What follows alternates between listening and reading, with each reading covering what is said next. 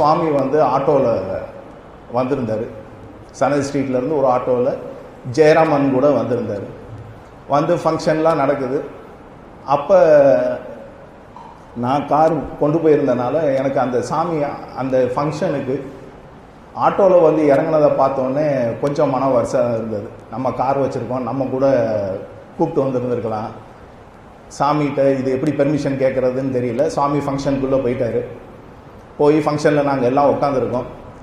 கிளம்ப போகிறாருன்னு தெரிஞ்சது. நான் மெதுவாக எந்திரிச்சு போய், சுவாமி நான் அந்த மாதிரி கார் வச்சுருக்கேன், நான் வந்து உங்களை சன்னதி ஸ்ட்ரீட்டில் ட்ராப் பண்ணிடுறேன் அப்படின்னோடனே சரின்ட்டார்.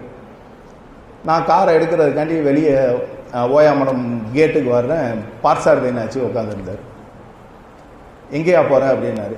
இல்லை சுவாமி இந்த மாதிரி நான் வீட்டுக்கு போகும்போதில் கார் எடுத்துகிட்டு போய் அவரை ட்ரைவ் பண்ணி கொண்டு போய் விடலான்னு கேட்டிருக்கேன். இப்போ சாமியும் சரி